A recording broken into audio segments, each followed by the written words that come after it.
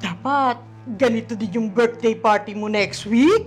Ang problema lang natin, yung pambayad sa pang-party mo. Gumawa ako ng solicitation letter para ibigay at para makahingi tayo ng pera sa mga ninong at ninang mo.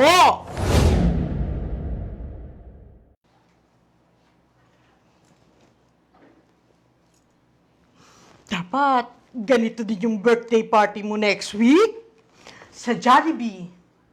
Tapos, invited lahat ng mga classmates mo para naman mapamukha ko dyan sa mga magulang ng classmates mo na may K din tayo. Na hindi tayo poor. Na may pera din tayo. Dapat ganito kabongga yung 7th birthday celebration mo, nak. May mascot, may cake, may pa-games. Tapos, maraming handa. At maraming invited. Yes, gusto ko yun, Mama. Gusto mo yon? Gugustuhin mo talaga yun, nak. Kasi bongga yun eh. Ang problema lang natin, yung pambayad sa pang-party mo. Wala pa kasing pera si Mama eh. Pero, may naisip ako.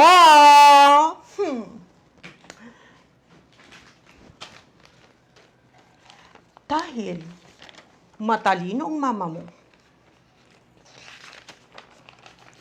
Eto, gumawa ako ng solicitation letter para ibigay at para makahingi tayo ng pera sa mga ninong at ninang mo. Diba? Naku, sigurado ako malaki ang makukuha natin sa mga ninong at ninang mo. Siyempre, may mga negosyo at trabaho yung mga yan eh. Dahil matalino ang mama mo,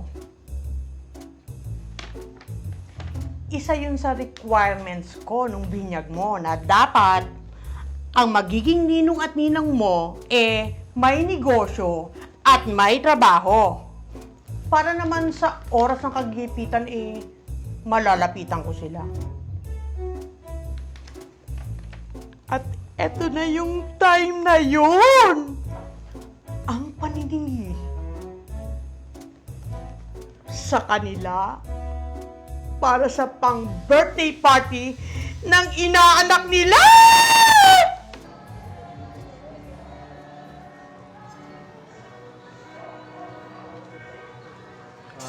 Sige, Mare. Kukuha lang ako ng pera.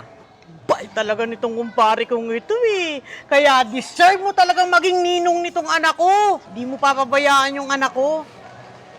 Sige, Mare. Wait lang, ha. Nak, effective talaga yung plano ni Mama. Ba?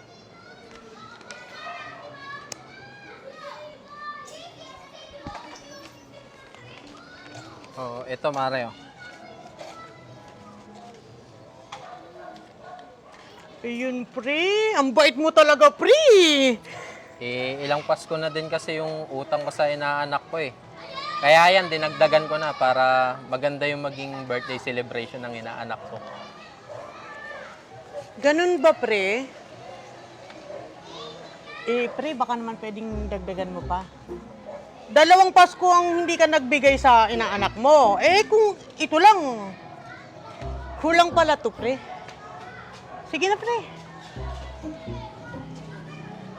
Ano, pre? Dagdagan mo pa? Sige na, kawawa naman yung inaanak mo,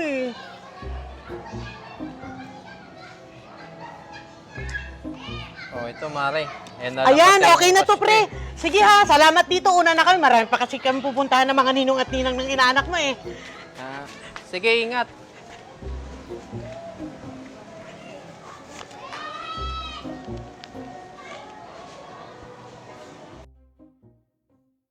Ayan. Lipat na dito sa ano. Dito yun eh. Di sana ka. Pare! Oo, dito. Ayan. Pare!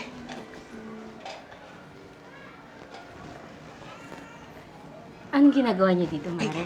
Anak, mag-bless ka sa ninang dali. Yes po.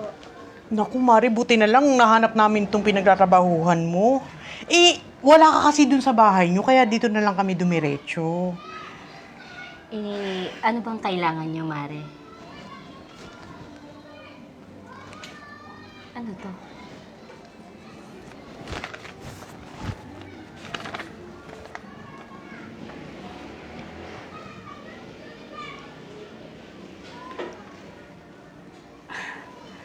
Nagpunta kayo dito sa pinagtatrabahuan ko para humingi ng aginaldo sa panghanda sa birthday party nitong si Ken?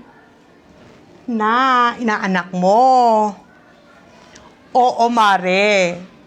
Isa ka sa maswerteng napili kong ninang sa binyag nitong anak ko. Kaya, isa ka sa pwede kong lapitan sa mga ganitong oras. Tsaka, Mare, obligasyon mo sa inaanak mo na magbigay ng aginaldo at pang birthday party ng inaanak mo. Ha? Ano bang pinagsasabi mo? Kaya mo ko kinuhang ninang para sa mga ganyang bagay? O anong gusto mo? Nakalimutan na lang yung inaanak mo? Kawawa sa'yo! Eh, sana pala hindi na lang kita kinuhang ninang. Nakakahiya ka! Eh, Mare, Huwag mo ako mamari-mari kung ganyan ka lang. Huwag mo ako mamari-mari. Napaka-irresponsable mong ninang! Grabe! Bechay! Huwag ka namang mag-iskandalo dito. Nakakahiya. Naririnig ka ng mga kaopisina ko. Eh, dapat lang na mahiya ka. Dahil nakakahiya na pinabayaan mo yung inaanak mo. Kawat sa'yo itong bata! Napakawalang kwenta mong ninang! Oo na. Magbibigay na ako. Huwag ka na mag-iskandalo dito. Mamaya pati boss ko marinig ka, mawalan pa ako ng trabaho. Hindi naman pala eh. Bibigay ka naman pala eh. Natagal mo pa. Bibigay nila.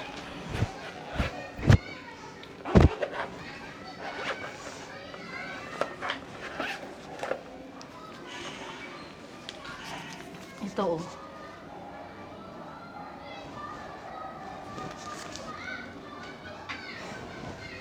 $500, Mare? Ito lang talaga? Oo, one day ko ng sahod yan dito eh. Mare, yung ninong niya kanina, 2,500 ang ibinigay sa kanya, tapos ikaw 500 lang? Wala na talaga, Mari. Hindi na ako magme-merienda eh. Dapat lang. Dapat lang talaga, dahil nakakaya dito sa inaanak mo, malalampan niyang mayroon siyang ninang na kuripot. O sige, dagdagan mo na lang to sa susunod ha, may utang ka sa akin. Ha?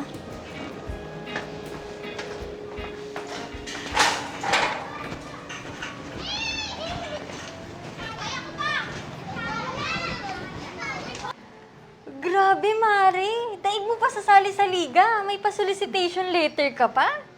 Grabe naman. Required ba kami mga ninang at ninong na magbigay para sa birthday party ng inaanak namin? Eh, Bare, alam ko namang labo tong inaanak mo eh, kaya nga favorite ninang ka nito eh. Hay nako. Basta, invited ako dyan sa birthday ng inaanak ko, ha? Oo naman, Mare. Basta, lakayan mo yung aginaldo na ibibigay mo sa inaanak mo, ha? PIP ka sa party, Mare. Tapos, i-promote ko pa yung tindahan mo doon. O, magkano ibibigay mo? Sige, bigyan ko ng 3K yung inaanak ko. Ayun, Mare! Kaya naman, favorite ninang ka talaga nitong inaanak mo eh. O, asan akin na? Ah, Ayun, Mare. Salamat dito, ha? Mare, kuha na rin pala ako ng mga kailangan namin ng inaanak ko, ha? Favorite na to eh. Ito. Anak, bitbitin mo to. Ito. Bitbitin mo yan. Magsasala tayo sa bahay. Mare, nagbigay na ako ng pera, di ba? Mare, syempre, iba yun. Iba pa yun. Ayan. Mare, okay na to. Salamat. Salamat, Mare.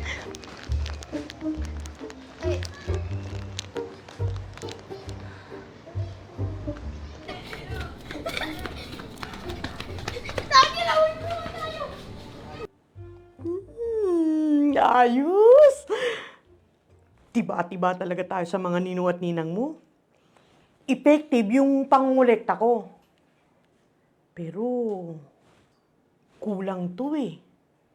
Kailangan madoble o kaya matriple to. Para hindi lang pang birthday mong meron tayo. Ay, kaya anak, isusugal ko muna to.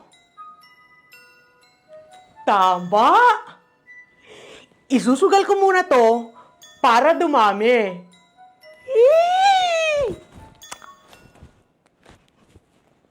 O, tapon. Lang. Okay, wala. Isang tapon. Oh. Ah. Ano, pre? Ayan. Grabe naman. Oh, Ayan. Tong-it na ako. Bayad. well, pre, pangit kasi yung tapon mo eh. Tong-it na ako. Bayad yan, Kasi nanay bayad. eh. 5 ang kuha mo, ha? O, cut. Kasama yan. O, Yan na natin. siyempre, teka lang. Kaya ata tayo nito eh. Hindi lang ito. Dami ko ng pera. Ay, matitripli talaga yung pera ko. Okay, tapon. Oh, Ay, parang wala eh. Wala ako niyan. Asan ba kasi yung kalaro natin? Ano ba yun? Sabi, ihilang. Tagal-tagal naman. Mama, Ay, malas naman. Mama, Ano ba? Bakit ka ba nandito? Umuwi ka na nga doon. Mama, Ano, game na tayo. Mama kasi. Umuwi ka na doon. Natatalo na nga ako eh. Pabusa nga tong binigay ng mga ninong at ninang mo sa'yo na aginaldo eh.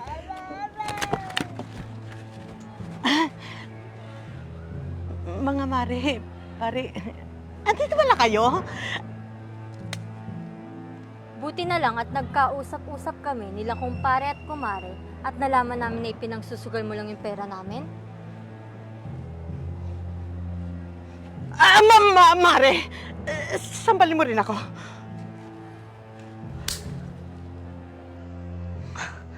Ang kapal ng mukha mong ipahiya ko sa opisina. Para saan? Para lang dito sa pangsugal mo? Hindi mo deserve na maging nanay ni Ken. At lalong mas hindi mo deserve na maging kumare kami. Grabe ka. Isasangkalan mo pa yung anak mo para lang sa bisyo mo. Simula ngayon, kalimutan mo na kumare at kumpare mo kami. Pero, Mare, Huwag na huwag ka nang pupunta sa tindahan ko.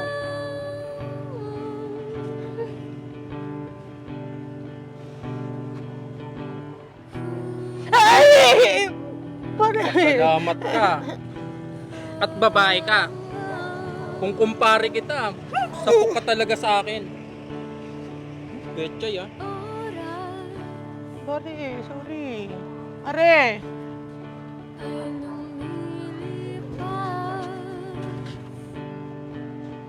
Ikaw ba ang nagsumbong sa mga ninong at ninang mo?